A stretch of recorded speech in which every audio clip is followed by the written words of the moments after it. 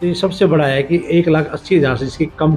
Income है, उसका 5 लाख रुपए का मेडिकल फ्री होगा। ऐसे बहुत से केसेज़ आ रहे थे, जिनके नहीं हो रहा था, तो इसके लिए हमने बड़ी एक अच्छी मुहिम कराई और एज़ प्रेज़ेंट मैं कहता हूँ 200 अगर कहीं लोग आए हैं, उसके अंदर 60-70 लोगों का कार्ड बने हैं कि आधार कार्ड को आपने नोट कराना है। अगर आपका नहीं हुआ तो आधार कार्ड के लिए भी कल टीम वहाँ जाएगी, मीटिंग में से मेरी बात होगी। ये मुहिम तब तक चलती रहेगी जब तक एक-एक परिवार का कार्ड घर पे नहीं बन सकता। हम ऐसा क्यों ना करें कि सरकार लोगों के पास जाए ताकि उनके काम घर बैठ के हों। हाथ जोड़ के अपील करूँगा, आप इस मुहिम में भी हमारे साथ जुड़ें, गरीब आदमियों को जाएँ उनके पास। तो इसके इनकम के लिए हम चाहते हैं कि इसका बेनिफिट हर आदमी तक पहुँचना चाहिए। कल कीर्ति नगर में जो कैंप लग रहा है, बड़े स्तर पे लगा रहे हैं, वहाँ भी मैं अनुरोध करूँगा, पूरे शहर के अंदर भी लोग जो रह गए वहाँ आ जाए, कोई दिक्कत नहीं। नमस्कार दोस्तों, मैं डॉक्टर राजेश ओझा, आप देख रहे हैं खबरनामा हरियाणा। दोस्तों, ये खबर जो है हर आम और खास नागरिक के लिए बहुत जरूरी खबर है। अगर आपका आधार कार्ड बना हुआ है और आप उसे अपडेट कराना भूल गए हैं, 10 साल पुराना हो गया है, आपका आयुष्मान कार्ड नहीं बना या कट गया है या राशन कार्ड कट गया है या फैमिली आईडी को लेकर कोई समस्या है, तो पिछले कई दिनों से कुरुक्षेत्र शहर के अलग अलग वार्डों में सरकार आपके द्वार कार्यक्रम चलाया जा रहा है। ये कार्यक्रम पूरे हरियाणा में पहली बार, वो भी कुरुक्षेत्र में चलाया जा रहा है विधायक सुभाष सुधा के प्रयासों से। ऐसे में लोगों को बड़ी गलतफहमी रहती है कि केवल आम लोगों के ही राशन कार्ड कटे हैं, फैमिली कार्ड कटे हैं या उनके आयुष्मान कार्ड नहीं बने हैं या राशन कार्ड कटे हैं या आधार कार्ड अपडेट नहीं हुए। लेकिन खास लोगों को भी ये बड़ी जरूरी जानकारी है कि आप भी अपने आधार कार्ड चेक कर लीजिए। अगर आपने आधार कार्ड अपडेट नहीं कराए हैं तो आपको भी आने वाले दिनों में सरकारी योजनाओं से वंचित होना पड़ सकता है। और उसके अलावा आप अपने परिवार पहचान पत्र को भी जांच लीजिए, कहीं उसमें कमियां ना हो, क्योंकि अब ये अनिवार्य हो गया है।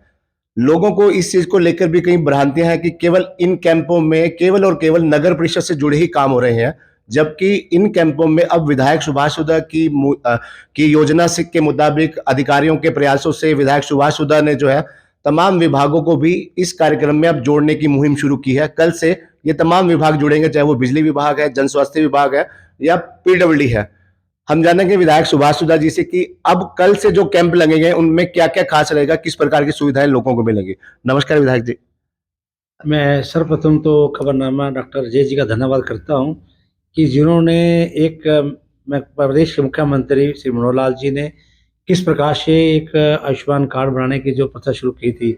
ये मैं कहूँगा सबसे बड़ा, अगर एक इंसानी तौर पर, हम सामाजिक तौर पर पुण्य का कार्य समझें, तो ये सबसे बड़ा है कि 1,80,000 से जिसकी कम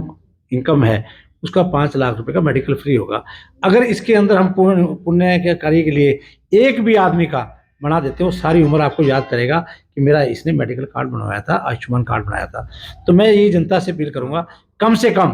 क्षेत्र के जो वासी हमारे बैठे, हमारे पास बहुत से घरों में लेडीज काम करते हैं, पुरानी काम करती हैं, हमारे पास और भी गरीब जनता दुकान पे काम करते हैं, जिनकी इनकम 1,80,000 से कम है। गलती से उन्होंने लोन लेने के लिए, गलती से जिस प्रकार के हमारे पास बहुत चीज़ें आ रही हैं, लोन लेने से गलती से उन्होंने आईटी इनकम टैक्स रिटर्न में गलत भर दिया है। कई लोगों के अंदर इस तरह का बिजली का बिल गलत हो गया उनका, इस प्रकार से 5,000 का बिजली का बिल नहीं भर सकते थे, उन पे सरचार्ज और फाइन पड़ गया, उसकी वजह से उनका 9,000 से ऊपर हो गया। ऐसे बहुत से केसेस आ रहे थे जिनके नहीं हो रहा था, तो इसके लिए हमने बड़ी एक अच्छी मुहिम कराई और इससे अच्छे रिजल्ट आए। और एज प्रेजेंट मैं कहता हूँ 200 अगर कहीं लोग आए हैं, उसके अंदर 60-70 लोगों का कार्ड बने हैं और उसके बाद जो 130 लोग रह गए, उनका भी हमने सेग्रीगेशन किया कि क्या-क्या कमियाँ हैं, किस कारण से नहीं बना, उनकी पूरी हमने डिटेल ली है। और उसके लिए जब मेरे पास ये चीज़ निकल के बाहर आई, तो अब दिल्ली डिप्टी कमिश्नर से मैंने आज ही बात की है कि आधार कार्ड को आपने नोट कराना है, अगर आपका नहीं हुआ तो आधार कार्ड के लिए भी कल टीम वहाँ जाएगी, डिप्टी कमिश्नर से मेरी बात होगी। इसी तरह मैंने एससी बिजली बोर्ड को कहा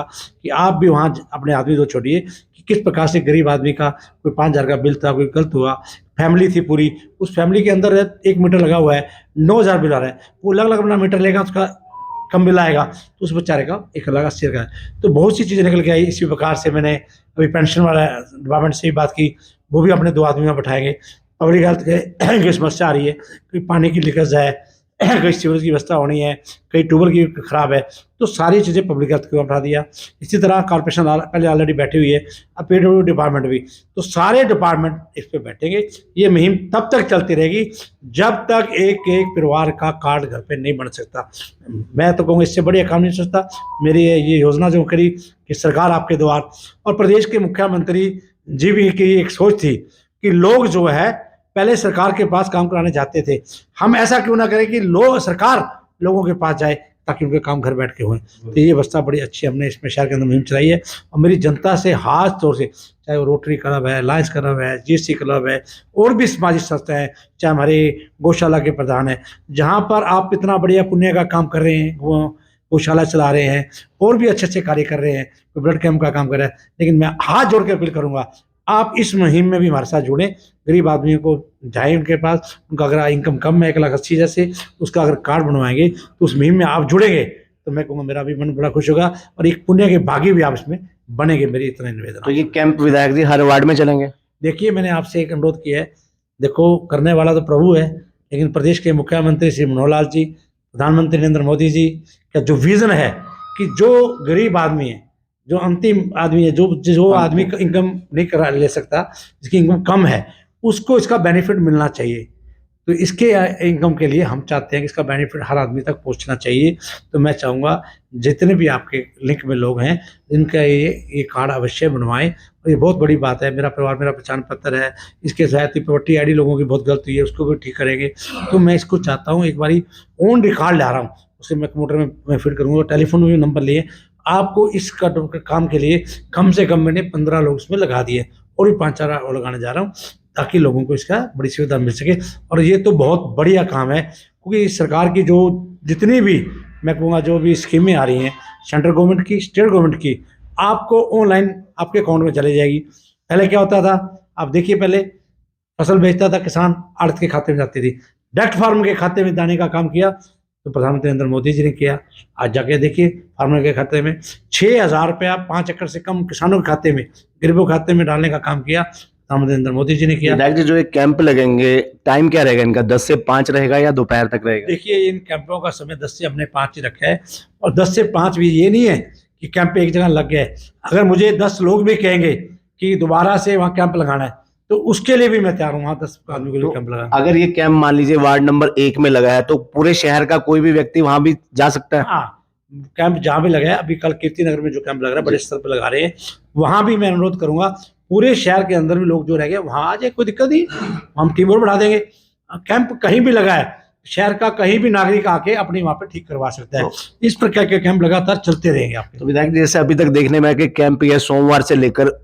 शुक्रवार तक लगते हैं, काफी लोग ऐसे सरकारी कर्मचारी हैं जो वर्किंग डे में इन कैंपों में अपनी समस्याओं का समाधान करने नहीं जा पाते, नगर परिषद भी नहीं जा पाते, किसी भी दफ्तर में नहीं जा पाते, मजबूरी है उनकी क्योंकि खुद भी नौकरीशुदा है। तो उनके लिए क्या छुट्टी वाले दिन का कैंप लगाने का प्रयास किया जाएगा? देखिए डॉक्टर जय जी, पहले तो मैं आपका धन्यवाद करता हूँ, समय समय पर आप हमें अच्छे सजेशन देते रहते हैं और आपने भी आज बड़ी खुशी की बात है मेरे कैंप पे आज अपने मैंने खुद परिवार भेजा, मतलब ठीक करवाया, काफी कमियां थी उसमें, नहीं बहुत अच्छी मुहिम है। उस समय होता तो मैं आपको उस टाइम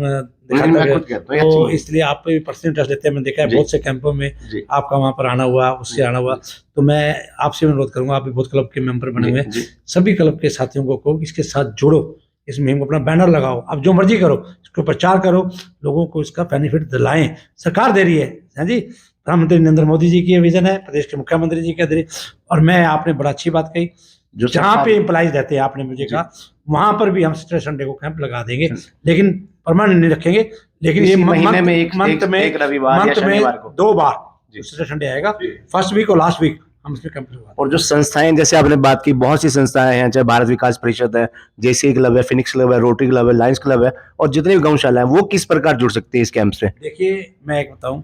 गौशाला के अंदर बहुत से लोग वहाँ पे हमारे साथी आते हैं, उनके घरों में भी काम करते हैं, सेवादार हैं, 25